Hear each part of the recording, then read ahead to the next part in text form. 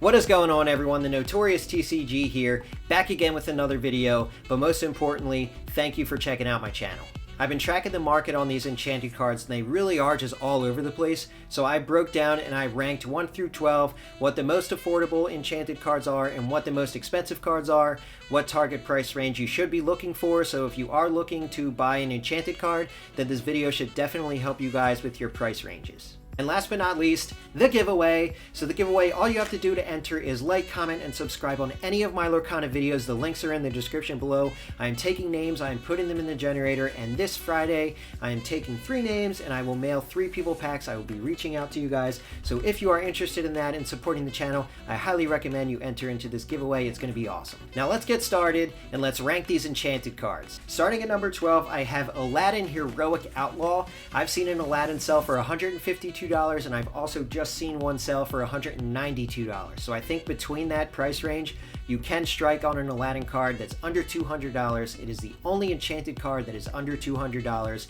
So it's kind of a good deal. I don't think that Aladdin is as expensive as the other enchanteds, basically because I don't think it's as popular of a character as the other enchanteds, and I also think that the artwork leaves something to be desired compared to the other enchanteds. That's not to say that it's not a great card, that it's not good looking, or Aladdin's not popular. I just think that the other enchanteds, Lorcana absolutely hit it out of the ballpark.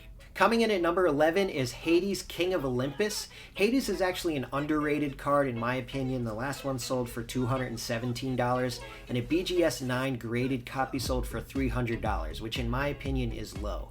If I had a Hades and I was trying to sell it, I would probably want $230 to $240 for it, given the current market. But as a buyer, I think my target price range is $180 to $200.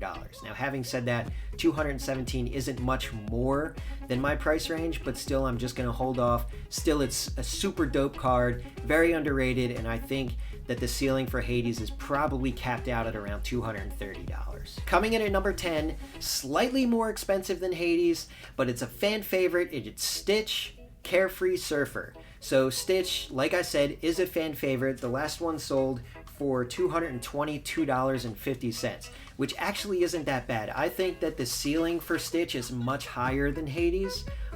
It's higher on the list, but I think it has more upside where it could be a $250 card. It could go for $260 just because it's a popular Disney character. And I don't think it has as low of a ceiling. I think minimum you could probably sell that card for $210. As a buyer, I would probably want to strike on that card at around $200. And at number 9 is Tinkerbell Giant Fairy.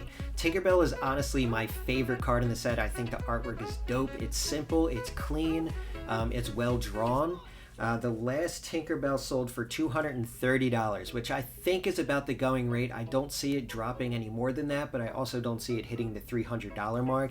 If you have a Tinkerbell and you're looking to sell it, I would probably ask for between $230 to $250 for it, but as a buyer, I would kind of hold off. I think it might be $210, $220, maybe even $200. You should look to strike on that. $230 is a little high, but still it is such a sick card. Number 8 on my list, I have Maui, Hero to All. So Maui is a popular Disney character, and its price range really tells you that it is a valuable card, and it is a popular Disney character. So Maui, I have clocking it at $239.50, and there is actually a graded PSA 10 Gem Mint copy selling for over $600 right now. So that tells you that there is a market for these graded cards, the graded enchanted cards, but also if you want to buy them raw, Maui isn't a bad play at $240. I don't see it dropping lower than that.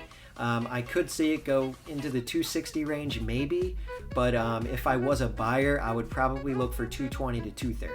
Coming in at number 7, I have Simba Returned King. The interesting thing about Simba is it is actually the most consistent card in the set. I've seen auction after auction after auction of Simba selling for between $250 and $260, and most of them landing in the $255 mark.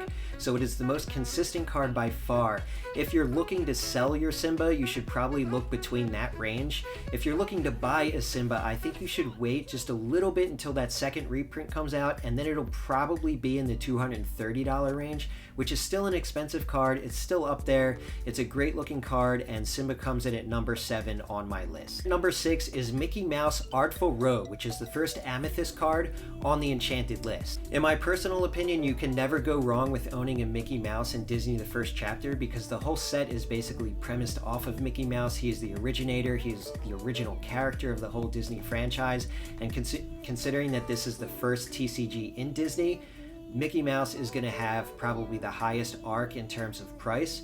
And Mickey Mouse Artful Rogue, the last price was at $255, so it's around that same price as Simba. I put it at number 6 just because I think it's a more popular card and I think it will have more value long term. So cracking into the top 5, we have Genie on the Job, which was actually super surprising to me. I did not expect Genie to be this much, but it's $270 was the last auction that it sold at, and there's a graded copy right now for $515 online. So Genie does have a lot more value than I originally thought that it would. I thought it would be a $220 to $240 card, but Genie fetches more than that. If you have the card, you should probably look between $250 and $270, which was the last auction sold at.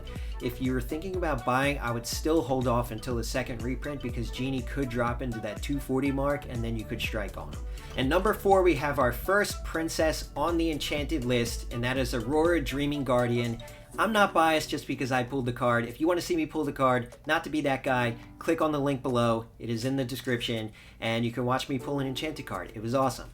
But Aurora, the last Aurora sold at auction for $300, so I think the Princess Enchanted cards are going to have a higher value long term if you're looking for an investment. If you're looking to buy one, I would probably wait for an Aurora, probably $250 range. It really is such a dope card. It has the castle in the background. It's very well done, and the princess cards are going to hold a high value just like Mickey does, because it is the first Disney TCG. And number 3 on my list continues down the princess path. We have Belle, Strange But Special. So Belle, like Simba, is also extremely consistent. I found plenty of auctions sell between $285 and $300. So Belle is going to have extremely good consistency. If you have the card and you're looking for a long-term investment, you will not lose money on Belle. The thing is, if they reprint the cards, Belle could drop, but I don't see it dropping past the $250 mark just because it is a Disney princess character, and this is Lorcana. There's only a few enchanted princesses, and Belle is one of the most popular, one of the most original characters in the Disney franchise. Number 2, we have Mickey Mouse Wayward Sorcerer, one of the most iconic Mickey cards in the franchise, and that's why it is number 2 on the list. It is selling for around $350 right now, with a graded PSA 10 gem mint copy selling for over $1,000 right now, which is absolutely crazy. But Mickey is what it is. Mickey is carrying Disney right now. If you're looking for a long-term investment, I don't think you could go wrong with either Mickey Mouse for Lorcana if you want to be a collector in the long run. Having a couple copies of the Mickey Mouse is definitely something that you should have in your collection. Coming in at number 1, you already know what it is. It's Elsa Spirit of Winter, the chase card in the set. So the last Elsa Spirit of Winter I have at $950, and a PSA 10 gem mint copy sold for $1,300, which is low considering that an ungraded copy sold for $950. A gem mint 10 should probably sell for double that at least, but it didn't. So we'll see where the value of Elsa goes. This was my ranking 1 through 12. I think it's pretty accurate based on the market and based off of what these cards are selling for. Leave a comment in the section. Let me know what cards you're thinking to buy and how much that you think they're going to go for. And thank you so much for checking out this video.